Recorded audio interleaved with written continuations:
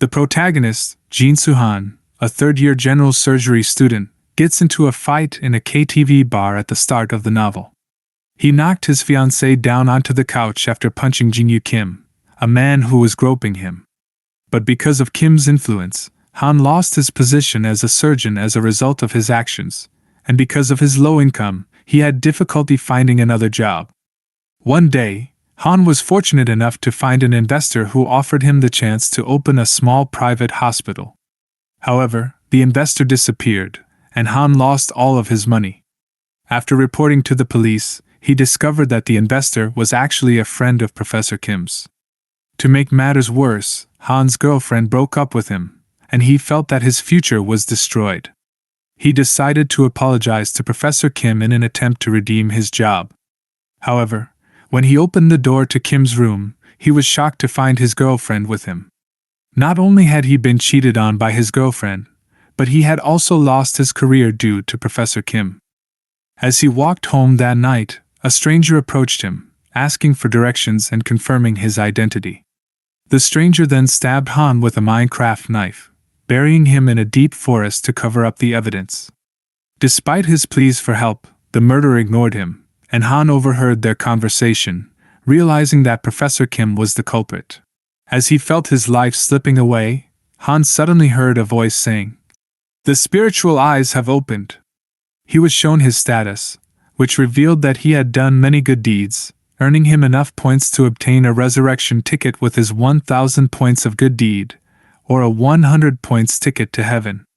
However, he had a time limit to make his decision and chose to ice sky to another world.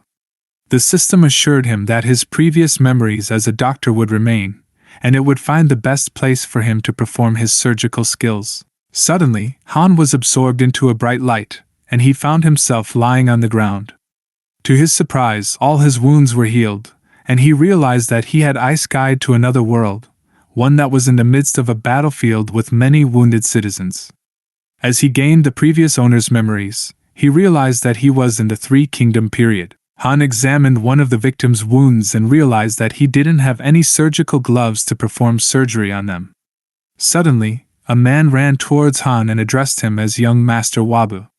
Han was relieved to see that Wang Sam was okay and asked him to bring clean water, needles, and thread. However, Han soon realized that he lacked anesthesia and tools to check the victim's vital signs. He decided to perform a manual check on the victim with his bare hands. Upon examination, he discovered that the large intestine had been cut and that feces had likely spread into the abdominal cavity, requiring him to drain the stagnant blood. When Han received the thick needle and thread, he had no choice but to use them to stitch up the wound. A woman approached him, worried about her husband, and thought that he was going to die. Han reassured her that her husband was going to live since the wound wasn't that serious. He continued to save more victims, but unfortunately, he couldn't save them all. However, he was determined to save as many lives as possible from then on. After the incident, Sam Wang was relieved that Master Wabu was fine. However, Han knew that Wabu was dead already, and his spirit was now in this body. Han wondered if the bandits would be stopped by the soldiers, but Sam Wang mentioned that it was dangerous to try since rumors said that the bandits gave bribes to officials. Han realized that even this world was rotten, and during this chaotic period, there was no place in China without war. Han blamed the god or angel for transporting him to this timeline. Later that night, both of them reached home safely, and Waba's brother met him and was glad that he was okay. Han worried about Waba's mother but was relieved to hear that she was finally asleep. Han decided not to disturb her and went back to his room, wondering where he should begin tomorrow. The next morning, Han woke up and realized that he is quite flexible in this new body. During breakfast with his brothers, he noticed that they only ate vegetables, which explained why this body was skinny. Second brother suggested that Han should learn martial arts for self-protection, and Han agreed, surprising his brothers with his willingness to change. Later, they visited their mother, and Han noticed that she was unwell, possibly due to liver or gallbladder disease. Upon examination, Han determined that she had cholecystitis, but he knew that performing the surgery to cure it was not possible in this era. Despite Han's medical knowledge, second brother was skeptical and mocked him for just reading a few medical books. However, the news of Han saving several victims the previous day convinced second brother to trust Han's judgment. Han realized that he had an ability to recall information about herbal medicine from the previous owner of this body, and he asked for a prescription from the physician. However, the herbal medicine only boosted vitality and would not cure their mother's disease. Han explained to his brothers that their mother needed surgery, which involved cutting open her stomach. The brothers were in shock to hear this. Second brother thought that Han is crazy and the first brother hesitated. Since Han resurrected using Waba's body, he made sure that he can save Waba's mother. Second brother thought that Han is trying to kill their mother, and first brother never thought of cutting the stomach to treat disease. Han told them that if they don't decide, their mother will eventually die later. Second brother was angry and slapped Han for talking nonsense. Han was angry as well and punched his second brother, resulting in a slight scratch on his face. Second brother decided to give him another slap but was stopped by the first brother, who reminded them not to fight in front of their mother. Mother suggested trying Han's first method, which involved using corned beard, as it might give better results than herbal medicine. Everyone agreed and took their leave. Han thought that if he was going to perform the surgery, he needed the necessary tools. He couldn't let his mother stay in that condition for too long, as bad things could happen if they didn't address the issue. Second brother apologized to Han and praised him for almost landing a punch on him. Han asked for a sparring match, with the winner granted their wish. They readied themselves for a fight, but Han was repeatedly defeated by his second brother. Second brother decided not to continue the fight and contemplated the surgery. Han was contemplating his next move. He needed a surgical scalpel, but more importantly, he needed an anesthetic. No matter how much he thought about it, he knew there was no herbal medicine that could replace anesthesia, and he needed a needle that was thinner than blood vessels. Additionally, he needed an assistant during the surgery, but finding someone willing to help in this era was going to be a challenge. To start, Han decided to focus on acquiring the surgical scalpel, but he needed money to make the necessary tools. He approached his first brother for an allowance, and went to the market to look for a medicine shop. Han requested poisonous weeds from the shop owner to make an anesthetic, but the owner did not have any in stock. However, they agreed to harvest the weeds for Han at an agreed-upon price. Afterward, Han ventured out to the suburbs of Chao Country, where low-class people gathered, including beggars and the homeless. As he explored the area, he stumbled upon a crowd that had gathered around a man who seemed to have broken his leg. Han examined the man's leg and wondered if he could treat the large tear on the ligament and muscle caused by the broken bone, even without surgical tools. Han used the first aid kit to prevent the victim's leg from bleeding and examined it further to locate the broken area. He requested ice water from a villager, but since there were no fridges in that era, the villager agreed to bring cold water instead. As the victim's children went to fetch the water, a screen appeared on the victim's leg, which Han could only see, and it was as clear as an X-ray. After the screen disappeared, Han quickly fixed the broken bones, causing the victim to experience a lot of pain and become unconscious. The child was worried about his father, but Han reassured him that his father was fine and ready for the stitches. The villagers were impressed by Han's skills and called him a divine doctor. Han explained that he needed a lot of rats, and the victim's child offered to help him at a low price as a token of gratitude. Han thanked them and advised the child to use hard alcohol and a clean hot cloth on the wound every day. Later that night, Han bought a surgical knife that was thicker than a typical surgical knife but could be used temporarily. He went to the entertainment district to purchase hard alcohol and witnessed a rich man scolding a woman. When the guard intervened, the rich man slapped him, which enraged the guard. The rich man then took out a sharp object and slightly cut the guard's face, but the guard was able to disarm him quickly. Han observed the guard's injury and concluded that it was serious, but the guard refused his help and continued his work. Han purchased the alcohol and hoped to receive a discount if he kept buying from the store. He stumbled upon a room where he saw the injured guard lying on a bed. Han was hesitant to help him because he had been rejected before, but the colleague mistook Han for Physician Bong and welcomed him warmly. The guard realized that Han was not Physician Bong after seeing his face. Han rejected him, but the guard kneeled down and apologized to Han. Han agreed to help after the guard explained that he could not guarantee his brother's survival. Suddenly, Physician Bong arrived and examined the wound, discovering that the guard's facial vein was cut. Bong applied acupuncture to stop the bleeding, which caught Han's attention. Han observed how Bong used a needle to widen the muscle and put pressure on the blood vessel, thinking that acupuncture was a great medical art to learn. Bong instructed the guard to remove the needle after 15 minutes, and hoped that the bleeding would stop. The guard suggested leaving the needle on his face, but Bong warned him that he would become blind or dumb. Han realized that acupuncture was only a temporary solution and that he could connect the blood vessels to solve the problem. However, he did not want to interfere with other people's business. Bong wanted to know more about Han's medical expertise and learned that he was a medical student.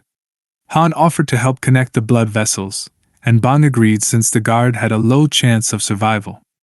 Han took out a needle attached to a thread and began stitching, but the guard was in too much pain and shouted. Bong helped Han by using a needle on the guard's neck to relieve the pain. Han completed the stitching and instructed the guard to apply alcohol on the wound every morning and evening and remove the thread after 2 weeks. Both guards thanked them, but Bong thought the guard would die or become disabled sooner or later. Han asked Bong to teach him acupuncture, and Bong agreed, but only if Han would teach him how to connect the blood vessels and stitch up the skin. At night, Han returned home with blood stains on his clothes, worrying his brothers. His first brother scolded him, telling him to focus on his studies instead of playing around as a physician. This angered Han, but his second brother came and decided to teach him swordsmanship since Han usually walked around without a sword and was defenseless in this era. Han began his training with his second brother. Han began with a slash toward his second brother, but the latter easily stabbed his heart. Surprised by the speed of the attack, Han stood up and decided to try again, this time using a fencing technique from his world. Although his second brother was surprised by the new stance, he easily parried Han's stab and knocked him down. Realizing he was too weak, his brother decided to teach him the basics first. He tied a rock to a tree branch and told Han to try stabbing it with his stick. However, he interrupted Han, telling him to stab it from a specific line. He then demonstrated the technique with a swift dash and stab. Han tried to wait for the stone to finish oscillating before stabbing it, but his brother advised him to stab it while it was still moving, as no human would be stupid enough to stand still and let someone stab them. His brother set a goal for Han to succeed 3 times out of 10 consecutive attempts to finish the training for the day. Han knew he had to train hard to survive in this era where death was common. He had to become a doctor and endure the training. The next morning, Han woke up with more muscle and wondered if it was a buff from his resurrection. Bong treated him to some meat and showed him a needle that was inch-perfect. Han wondered who the smith was who made the needle, and Bong mentioned that it was from Xiangqing country. Han then drew a Kelly, needle holder, and retractor and hoped the smith could make them, as these were perfect tools for stitching, holding blood vessels, and spreading bones. Bong practiced the stitching technique on pig blood vessels and was good enough. Han mentioned that the blood flow differed depending on the blood vessels. After teaching him the technique, Bong taught him his acupuncture technique. Bong brought out a dummy body and explained the wind point to Han. Han thought that there were fewer points than expected and asked Bong if there were any more. Suddenly, Han awakened again and discovered modern acupuncture points, which were more numerous than the traditional ones. He was surprised by the screen that provided a lot of information and detail. Bong thought that Han was not serious about studying acupuncture, but Han denied it. Bong then gave Han the book of all acupuncture techniques to study for 4 days to memorize everything. Han had just left Bong's house with a book when he was spotted by his second brother. The brother asked if Han had finished his training, to which Han replied that he had completed 10 out of 10 successfully. Han promised to show his brother later and returned to his room to study acupuncture techniques. Through his studies, Han discovered that present acupuncture was different from modern acupuncture. He recorded everything he learned into his neurology acupuncture technique. Han then had dinner with his two brothers, but the first brother was displeased with Han for skipping breakfast and lunch. Han explained that he was studying acupuncture, but his brother was furious. He had sent Han to study abroad in Seoju to become a civil servant, not a physician. The first brother argued that their family should serve the emperor with the books and pearls of wisdom of their ancestors. Han insisted that he wanted to become a physician no matter what and left the dinner. The second brother tried to comfort Han by suggesting they train to relieve stress and check Han's progress. Han showed his training by successfully landing all 3 stones, impressing his brother. His brother then showed him the 6-stone stabbing technique, assuring Han that mastering it would make him less vulnerable to bandits. Han and his brother began to spar, with Han using the stabbing technique and his brother easily dodging it. Han found a blind spot and tried to land his attack, but his brother still managed to block it. Han was surprised that his brother could block his blind spot. The second brother realized that Han had improved a lot and began to take the match more seriously. He suddenly dashed forward and landed a stab on Han, surprising him with his speed. Despite the loss, the second brother was impressed by Han's improvement and suggested they train more, but Han insisted on resting and going to the market the next day. Bong was at the smith, requesting the creation of an item for Han. The curious smith wondered how the tools would be able to treat people and who would need them. Bong told the smith that Han was a great young man. The next morning, Han went to the market to purchase poisonous weeds. The shop owner sold him the product, and Han was glad to find that there was enough of it to make anesthesia. Han traveled to the suburb of Chiao Country once again to visit the patient with the broken leg. The patient welcomed him, and Han realized that the sun had already captured a lot of mice. Han checked on the patient's leg and found that it was full of pus because it had not been disinfected with alcohol. Han took out his alcohol and used a cloth with alcohol to press the wound and disinfect the patient's leg. The patient was glad to see the alcohol but could not drink it due to financial issues. Han explained to the patient that the alcohol was to be used for disinfecting the wound, not for drinking. Han sarcastically told him that he could drink the alcohol if he liked it, but he would have to cut his knee in the future. The patient understood the use of alcohol and admitted he would not drink it. Han used the rats to conduct an experiment for anesthesia, but the mice did not want to eat the poison.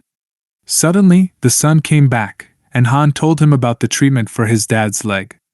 Han asked the son, Obio, to work together with him and asked if there was any empty house for him to do experiments on the rats.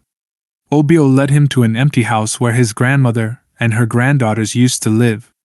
After the grandmother died, the granddaughters had to go to the brothel, leaving the house empty. Han realized that many people in the area were having a hard time too. They continued the experiment, but the rats did not want to eat the poison due to their instinct. They forced the rats to eat 5 grains of rice, which seemed to be effective, but slowly the rats died. They reduced the amount of rice to test each rat, but Han thought that it took too much time to experiment and asked Obio to help him continue the experiment, giving Obio 5 coins. Han left the empty house and went back home. Second brother tapped on Han's shoulder and suggested they train again. Han and second brother started their training and began sparring.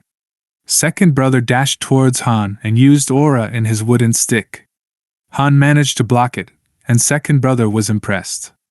Han wondered what the moving thing was, and second brother told him it was inner energy. Han was excited about the inner energy and asked second brother to teach him.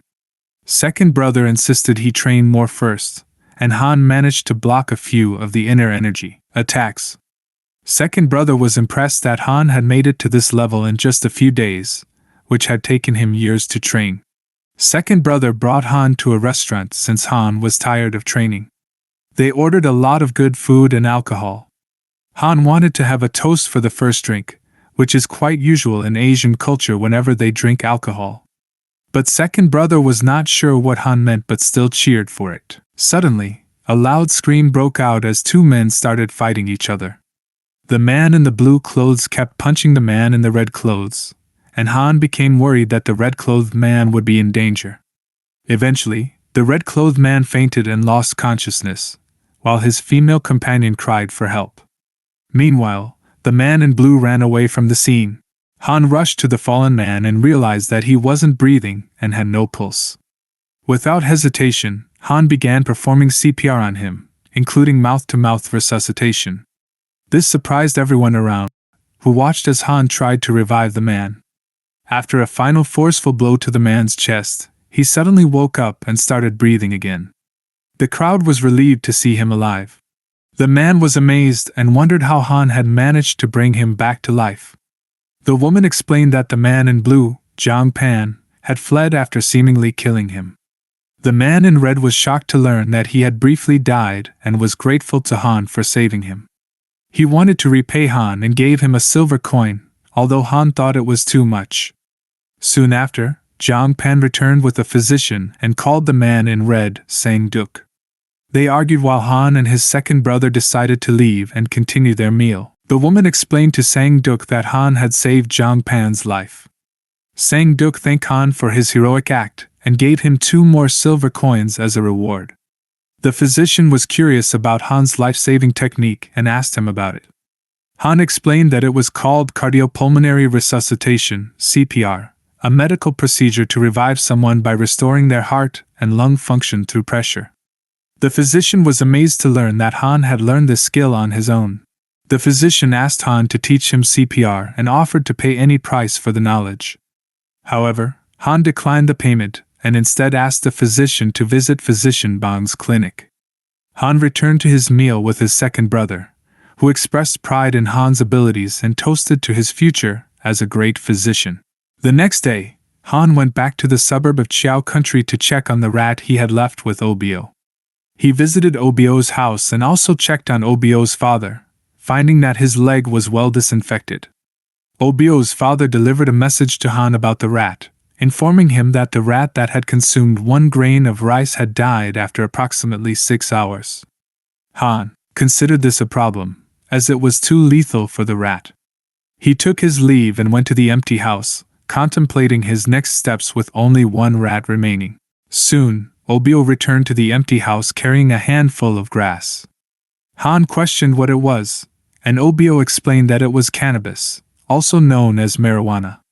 Han discovered that cannabis contained a significant amount of THC, tetrahydrocannabinol, and realized that he could potentially create an anesthetic with it. Han initiated an experiment by feeding the last rat with marijuana. The rat became unconscious, and Han attempted to wake it up by touching and flicking its stomach. The rat continued to breathe normally, so Han proceeded with a surgery on its stomach, successfully completing the sutures. After a few hours, the rat regained consciousness and stared angrily at Han, indicating that the experiment was a success. Suddenly, a little girl entered the house seeking a physician's help.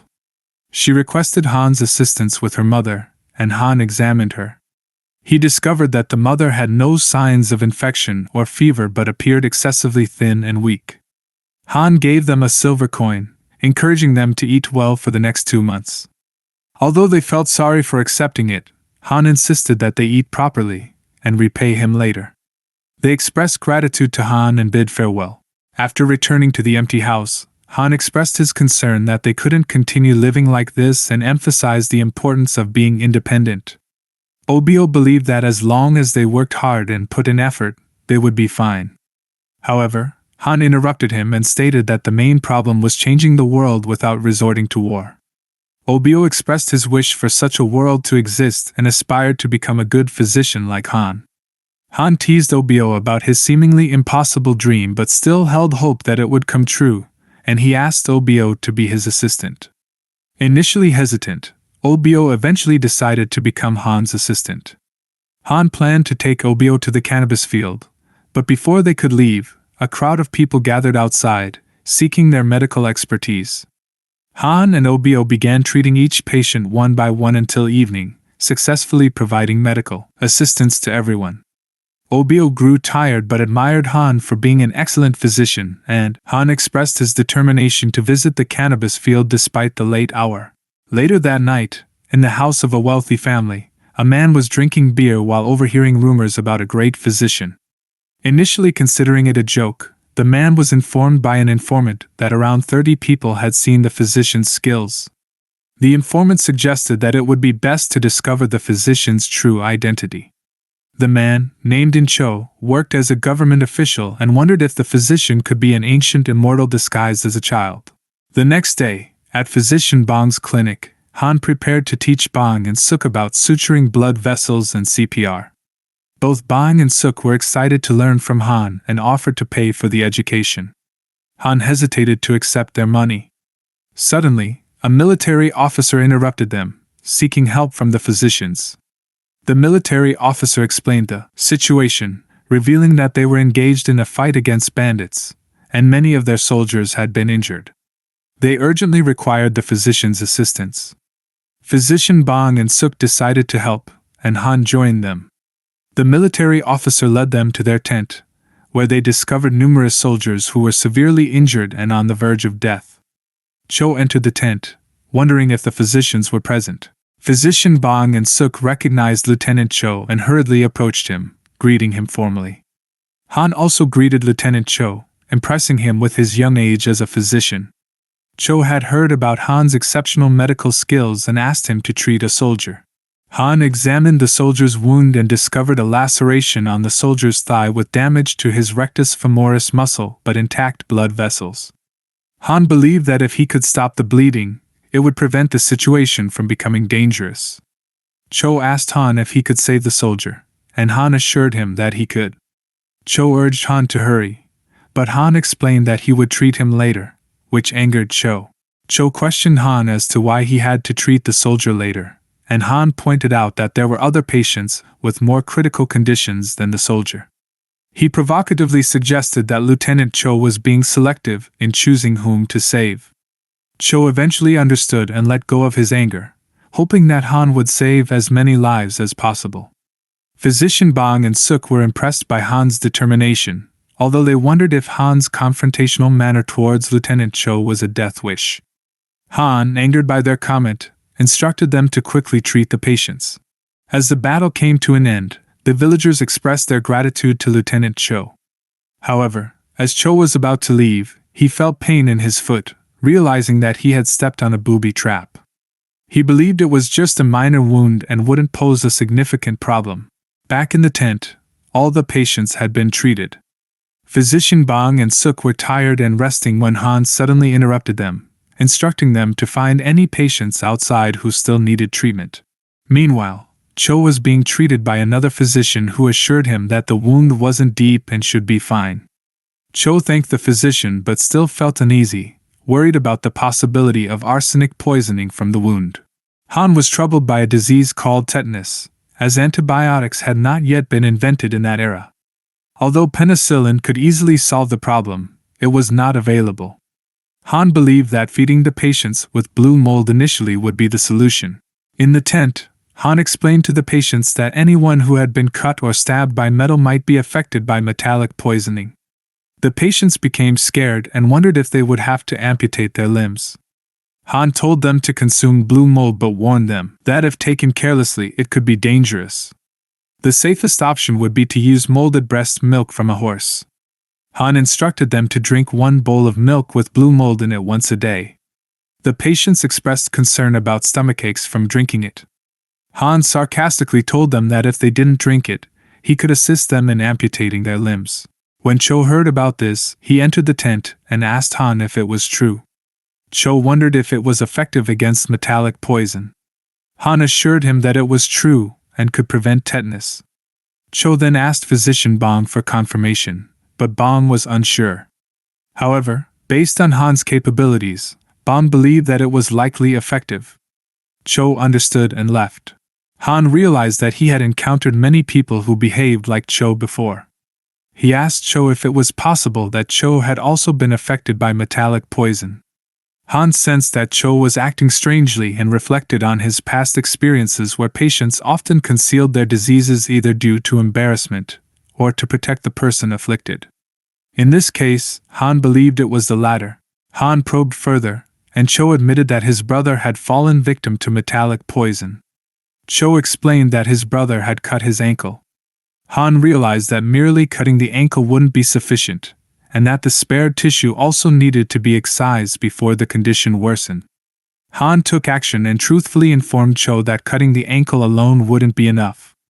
However, Cho, filled with anger, angrily smashed the wooden fence, asserting that the best physician in the region was already treating his brother, and told Han to just do his job.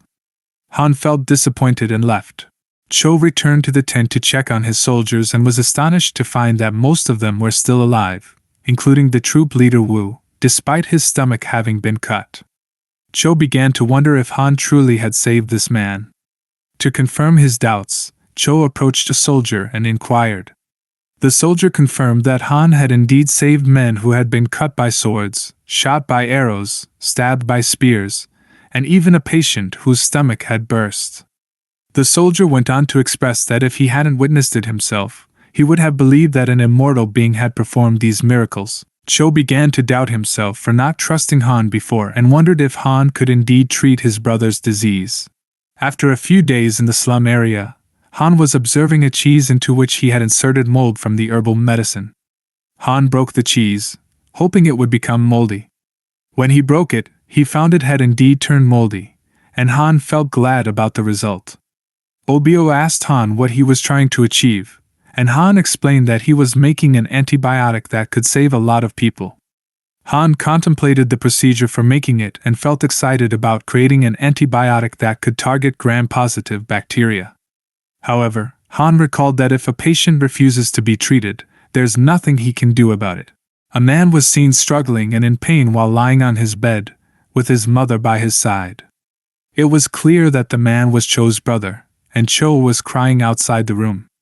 Cho treated his brother with spoiled horse milk, and for a few days, his brother's condition didn't worsen, but Cho still felt uneasy that it wasn't curing him completely. When his mother was about to leave, she instructed Cho to bring Physician Song to treat his brother. Cho believed that Physician Song lacked the skill to help, but his mother trusted only renowned physicians. Recalling that Han might be able to assist his brother, Cho informed his mother that someone could cure the disease. His mother immediately ordered her men to fetch Han. At the empty house, the military officer approached Han and requested his help in treating Cho's brother. Han grabbed the penicillin and accompanied the officer. While riding on the horse, Han hoped there would be enough time left to cure Cho's brother. Upon arriving at their house, Han noticed that Cho's gait seemed unusual and wondered if he also had contracted tetanus. However, Han refrained from making hasty judgments and continued to follow Cho to his brother's room. Cho's mother spotted a young boy, Han, and questioned the whereabouts of the physician Cho had mentioned. Cho introduced Han as the physician he had spoken of. However, his mother grew angry that a young boy would take on the responsibility of treating Cho's brother. Cho urged his mother to trust Han despite his age, but she insisted that Physician Song should be the one to treat him and ordered Han to leave. Suddenly, Cho's brother began experiencing intense pain. Han knew it was too late to save him and departed. Upon returning to his empty house, the officer apologized to Han, explaining that Cho's mother had been a wise person until her son's condition deteriorated, which made her more sensitive. Han understood that her reaction was normal. Han informed the officer that Cho's brother had only a few days left to live. The officer asked Han for his assistance, but Han stated that it was too late to save him, and no one could help anymore. He further questioned whether Cho had perhaps been stabbed with iron. The officer revealed that Cho had been injured by a booby trap earlier. Han suspected that Cho might also have tetanus and instructed the officer to have any physician examine Cho. After a few days, Han continued treating patients in his empty house when he was interrupted by the noise of a pig outside. Han was slightly annoyed and went out to check on Physician Bong, who was practicing his suture technique. Han questioned why Bong had to do it there, and Bong explained that if he failed to treat the pig, at least it could provide food for the hungry villagers. Han admired Bong's compassionate heart and demonstrated the suture technique. Bong was impressed by Han's speed and continued his training, managing to suture the pig successfully, although it was too late to save it. In Cho's situation, Cho's brother had already passed away. Cho was furious with Physician Song for failing to save his brother and expressed disappointment that the supposedly best physician in Chu country couldn't help. Their mother intervened and urged both of them to stop arguing. Cho regretted not insisting on changing the physician to treat his brother, and slowly began experiencing symptoms of tetanus in his feet. Due to the pig's death, all the villagers gathered around the empty house to eat the meal. Suddenly, a new patient arrived, having stepped on an iron spike. Han examined the patient and confirmed that they had tetanus. Bang informed the patient that the pus needed to be drained first, and if it didn't improve, they might need to amputate the ankle. However, Han assured them that it was still in the early stage and would be fine without amputation, proceeding with his treatment. After 4 days, the patient's condition improved significantly, surprising Bang, who couldn't believe the swelling had subsided so quickly. He wondered about the treatment Han had administered. Just before starting the treatment, Han kicked Bang out. Bang pleaded with Han to let him in and offered him all his money, even expressing a desire to become Han's disciple. Suddenly, the military officer arrived again, informing them that Officer Cho had fallen ill. The officer instructed Bang to follow him, as per orders from his madam. Bang examined Cho and discovered swelling in his feet, suspecting it might be tetanus. Cho's mother was shocked to learn that both of her sons had been affected by the same disease twice, and she fainted as she was expecting her second child, who was also anticipated to die soon. Physician Bang examined the madam and found that she had only fainted due to shock, assuring that she would be fine. Cho then asked a favor of Bang. He did not want to die like his brother after having his feet cut off. Cho wished for Han to amputate his feet, as his life as a general would come to an end, but he could still live as a child. It was his final request. Unbeknownst to Cho, his mother was actually awake, and tears slowly streamed down her face. Bang informed Cho that he couldn't fulfill such a request, and Cho believed that his life couldn't be saved. However, Bang revealed that Han had been successfully treating tetanus patients without resorting to amputations. Cho's mother woke up, weeping, and asked Bang if what he said was true. The military officer returned to Han's house once again, urgently seeking his help. Han immediately accompanied the officer. Meanwhile, in Cho's room, his mother apologized to him for doubting both him and Han. Cho reassured her that Han would come and emphasized that Han always prioritized his patients. Suddenly, Cho's father entered the room and informed the family that he had found a renowned physician in Nakyan to treat Cho. Cho's mother quickly responded, telling her husband that an exceptional physician was already on his way. However, her husband remained skeptical and angrily criticized the previous physician who failed to save their son. He also dismissed the rumor that Cho had brought a child to examine their son, viewing it as a joke. Just as Han was about to enter the room, Cho's mother anticipated her husband's lack of respect and swiftly pushed him into a storage room, locking him inside. Han entered the room, and Cho's mother pleaded with him to save their son, Cho. After the incident, Cho's mother unlocked the storage room and informed her husband that she had found a physician who could cure tetanus. She admitted her mistake in allowing their first son to die. Her husband was taken aback by this revelation. At the empty house, Han found it strange that Cho appeared fine despite the severe swelling in his feet. Han attempted to touch it, but Cho remained unaffected. Han was impressed by Cho's extraordinary resilience, realizing that most people wouldn't even be able to speak with such swelling. Cho explained that he was using inner energy, similar to Han's second brother.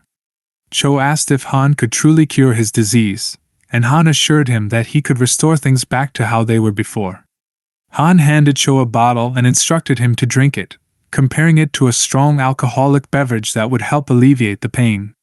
Cho felt proud, believing that he couldn't be knocked out by just one bottle. However, he immediately fell asleep after finishing it. Han began his treatment, donning a surgical mask. Upon waking up, Cho wondered if the treatment was complete. Han explained that only the basic procedures had been done. Han discovered that trismus had also begun, and it was only a matter of time before his entire body became stiff. Han needed to administer a large quantity of antibiotics, but without intravenous access, it would be challenging. Han realized he had to address the first problem, which was obtaining a syringe needle. Han asked Cho if he knew a skilled blacksmith, and coincidentally, Cho mentioned the same person physician Bang had mentioned, Pyo Chung. Han sketched a needle on paper and instructed Cho to order the blacksmith to urgently create the syringe needle. Cho relayed the order to the officer, who delivered the drawing to the blacksmith. The officer handed the drawing to the blacksmith, who wondered about the purpose of the needle. The officer explained that it was for treating Lieutenant Cho. The blacksmith sympathized with Cho's loss of his brother but was assured that Cho would be fine because the great physician Han was treating him. The blacksmith was surprised to learn that Han was a renowned physician. Back at the empty house, Han grew concerned as Cho's feet deteriorated rapidly after he stopped using inner energy. He wished he had a syringe needle, but time was running out. Suddenly, Physician Bang and Suk arrived. Han was about to begin the treatment, and instructed them to observe closely. Han began operating by making incisions on Cho's feet, causing blood to splatter. Despite the gruesome sight, Han remained focused on the patient, removing the pus and infected tissue. He was surprised by how quickly the infection had spread, forming an abscess. With no other choice and lacking a syringe needle, Han decided to proceed without it. He carefully squeezed the vein and created a small hole, just large enough to insert the pig's blood vessel and allowed the penicillin to flow in. Han progressed slowly and gently. Physician Bang and Suk were impressed by Han's surgical skills. Suddenly, Cho's condition became critical.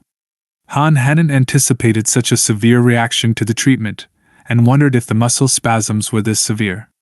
Cho's condition continued to worsen. Physician Suk held on to Cho, and Physician Bang immediately used his acupuncture technique to calm Cho's body. Han expressed his gratitude to both of them and continued with the treatment. After a few hours, Cho woke up and saw Han attending to another patient. The patient thanked Han for treating his tetanus, expressing his belief that he would have died from the disease.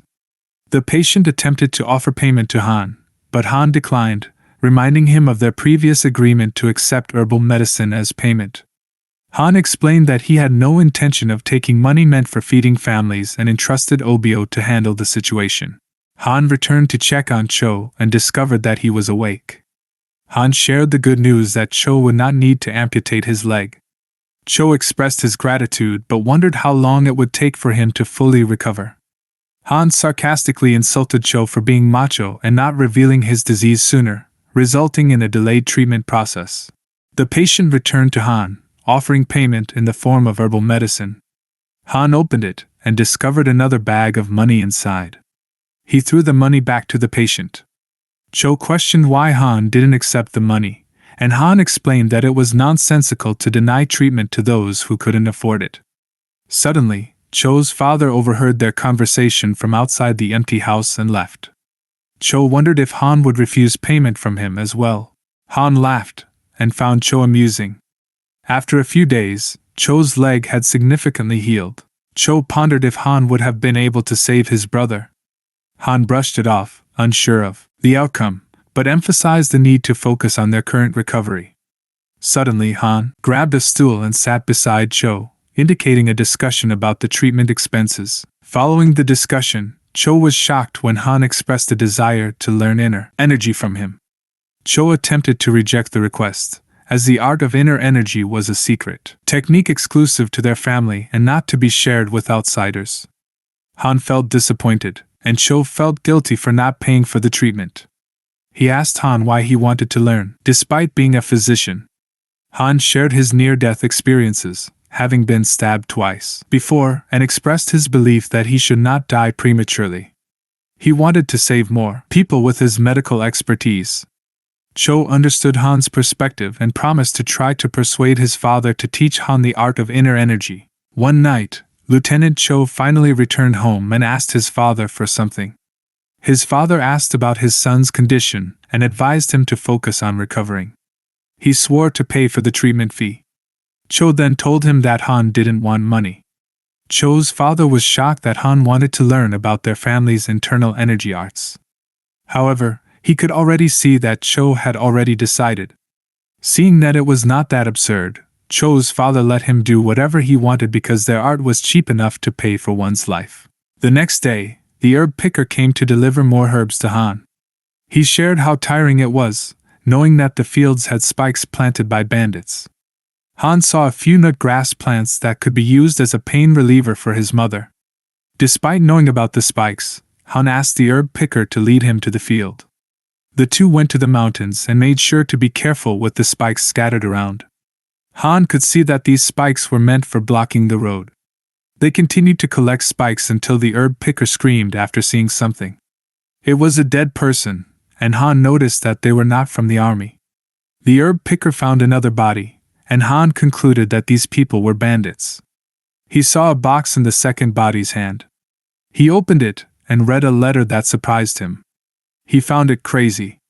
The herb picker wondered what was wrong, and Han made up a reason that they had only written down the next village to rob. Han suddenly told the herb picker to leave. Now, Han went back to his clinic with a basket full of spikes. He had collected them to be sold. He didn't know if the army was just pretending to fight bandits. Based on the records of the three kingdoms, he didn't know if Cho was related to them. Han then brought out the paper and showed it to Cho. He saw a list of the number of armies participating in a certain mission. Cho was infuriated after reading it. To keep it a secret, Han wrote on a piece of paper that he found a bandit holding the paper. They continued to converse by writing. Cho couldn't believe that someone was selling military secrets to bandits. Cho thanked Han for the crucial information and planned to repay him. He announced that he had gotten permission from his father to teach Han their family arts. Cho claimed they could start now, but Han threatened to cut his leg if his wound worsened. Han told Cho that anyone could notice his condition. He reminded him to fool his ally to fool his enemy. Seeing Han talk about military strategies, Cho wondered who Han really was. The next day, Han had a meal with his brothers and immediately left. The first brother wondered if Han would play physician again. Han claimed he needed to find an abandoned mine from a merchant group so he could make a certain decoction. The first brother offered money to borrow a mine, but Han refused because he had already earned enough. Han left, and his brothers wondered how he got the money when he didn't take money from the villagers. The second brother then told the first brother about the rumors of Han curing the lieutenant's tetanus. The first brother was shocked and asked if it was really true. The second brother had seen Cho coming in and out of the village. Han had also saved a lot of people. Even the famous physician Song hadn't been able to cure tetanus. He also shared how physician Bong was learning from Han, who was a well-known person in the county. However, the first brother wanted the youngest to be a scholar instead. The second brother disagreed, saying that with the Cho family holding all the positions, there was no chance to get in. The first brother excused himself so he could prepare for better results next year. The second brother knew that the first brother would acknowledge Han sooner or later. He then tried to recall where he had heard about Songa merchant group and remembered the guy who had almost killed his friend, Song Jianpan. A servant came to inform him that someone from the Hua family had arrived. Just when he thought it was a waste of time, he remembered the physician who had saved his friend and wondered if Han was going to ask for more money. He didn't want to recall the bad memories. He went out to greet Han, and they sat down for some tea. Han directly asked if he could borrow an abandoned mine. Song reminded him that he couldn't own the gold he might find. Han claimed he just wanted to store a medicine sensitive to temperature. Song wondered how Han could afford the price. They ate first, and Han could taste honey. He was happy to eat some sweets after a long time. Recalling Song's past mistake, Han expected not to be charged a lot. Song then asked for 100 coins per month. Han thought it would be for a year and stood up frustratingly, leaving. Han later returned to his clinic, and Cho could see that it hadn't gone well for Han.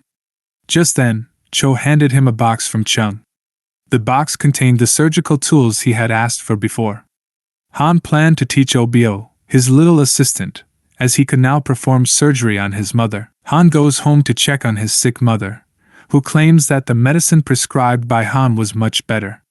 Han then starts diagnosing his mother and checks the painful areas. Just then, Han's mother groans in pain. Han wonders why her small intestines have hardened. The complications are progressing rapidly. The bile juice isn't flowing well and accumulates in the small intestine. It shouldn't be like this if it's only cholecystitis. There must be another reason. Han realizes and checks if it is the liver. Han asks his mother to lie on her back. He thinks it might be due to fatty liver. This is becoming difficult for Han. His mother confesses that she is always tired despite sleeping all the time. Han then starts checking her calf. He uses acupuncture to buy some time. He knows his mother will have an acute attack in 3 to 6 months from now. As he wonders how his mother has a fatty liver, a servant arrives with some medicine. Han asks the servant for a talk. Outside, Han asks if his mother has been drinking alcohol. The servant denies it while being flustered. If there is alcohol, there must be a side dish. Han then asks the servant what side dish his mother eats. She confesses that it was pork fat, making it the worst combination ever. Han now knows the cause of his mother's fatty liver. Han goes back to his mother's room and bans her from alcohol and meat. His mother tries to deny it, but Han warns her about how it can affect her current condition. Han promises to earn more and buy her beef. Han leaves and fully realizes that he doesn't have much time. He needs to teach Obio quickly.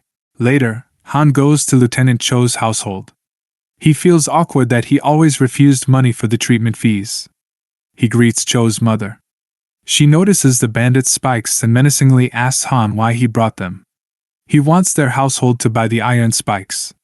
He tells her that he picked them up to lessen tetanus cases. At the same time, he wants to sell them for a higher price. Han feels burdened by receiving a lot of money from them. Cho's mother claims that it won't still be enough after hearing Han treat the poor for free. Han claims he doesn't need the payment for basic treatments and checkups. He now asks the madam for help because more people need herbal decoctions. He wants to open a proper clinic to attract wealthy patients. That is why he is selling the iron spikes to the Cho household for a higher price. The madam now knows that her late son's words were true about someone with talent who can do great things. She brings out the payment for the iron spikes and tells Han not to complain about the price he didn't set. Han receives 100 Niang silver coins. The madam hopes that Han will not only use it for his patients. Just then, Cho appears and drags Han away. He orders someone to tell the Hua household that Han won't be coming home today. The afternoon comes, and Cho has just finished telling the story of their family's immortal Chief Lo. Cho warns Han not to tell anyone about their family's art if he doesn't want to experience divine punishment and become an enemy of the Cho family. Cho then immediately demonstrates how to breathe as if he is pulling the sky and land. Han grasps it and quickly imitates Cho. After an hour, Han feels out of breath and senses his stomach burning. Cho tells him not to overreact and checks Han's abdomen. He is surprised when he feels Han's inner chi and becomes flustered by Han's natural talent. Han thanks him and promises to keep training. Cho is genuinely surprised at how talented Han is, merely by imitating what he has seen once. He wonders what kind of kid Han is. Meanwhile, a busy Chung is visited by his sworn brother, Park. Park needs his sword from Hyanwi to be sharpened. Chung is happy to see that Park has been promoted. However, Park plans on stepping down. Chung wonders why, and Park shows a scar on his abdomen. Chung wonders how his brother survived. Park claims it is all thanks to a young physician called Hua or Han. Chung recalls the divine physician who treated Lieutenant Cho's tetanus. Just then, some other visitors arrive. A military officer enters with Han and introduces him to Chung. The two besties recognize his name. Han introduces himself, and Park immediately bows down to thank him for saving his life. Park informs him that he was the one with the torn stomach. Han remembers him and suddenly checks his wound to perform a post-checkup. Han recalls Park's intestines gushing out before. Chung can't believe that Han saved someone with severed intestines. Han confirms Park's additional symptoms of having black feces and smelly farts. He claims that his intestines are still healing, and that he will be fine in time as long as he doesn't consume alcohol. Park wonders if he can drink for tomorrow's celebration, and Han agrees to pour alcohol on his tomb later on. Park easily changes his mind, and Han tells Park what to eat from now on. Han also gives him a pill to prevent intestinal wound infection and tetanus. Chung can't help but be impressed in front of the young physician. He respectfully greets Han. Han thanks Chung for his tools. Because of him, a lot of lives are saved. Chung can't believe that he made a contribution to saving lives. Chung then wonders if Han can really cure tetanus. The officer assures Han's skill by using Cho as an example. Han wonders if Chung got tetanus. Chung claims it was the other blacksmiths. Han wants to see their conditions first. Chung asks for the cost of treatment. Han notices Chung's hesitation. Han then asks the officer to fetch Obio. Chung tells Han that they will go to his clinic instead. However, Han wants to check on them immediately while he can. Soon after, Han sees 5 blacksmiths who are supposed to be infected by tetanus. Chung starts pointing out their symptoms and claims that there are more who can't get up. Han can see that this is quite a mess. They go to a room, and Chung starts waking up the other blacksmiths. Just when Chung is talking about the cost, Han asks Chung to make more surgical tools, and he will take them as treatment fees. Chung wonders if that is enough. Han then asks for another favor. He needs Chung's dexterity that can save the others. Just when Chung gets motivated to work, Han notices something. One of the patients doesn't have tetanus. If it is tetanus, he should still be able to bend his back. Han then checks on the patient's side, and the patient groans in pain. He realizes that this is appendicitis and confirms it after using his strange skill. Han mentions how the patient will die at this rate. The patient asks Han to save his life. Han claims it will be dangerous, but there is a way to save him. Han needs to cut open his abdomen and remove a part of his intestine. Chung assures the patient that Han did the same to save Park. Appendectomy surgery is quite easy, and it only requires a small area to open. However, Han is lacking tools. Chung confirms with Han that it will take him 4 days to complete the tools. Han is anxious that 4 days are too tight. Chung claims that he got another set of tools since Bong secretly asked him to make the exact thing. The old man is caught red-handed. Chung hands the tools to Han and claims that he will make another set for Bong later. Chung tries to tell Han about the patient's wife, but Han stops his backstory because he needs to focus and do his best for the patient for now.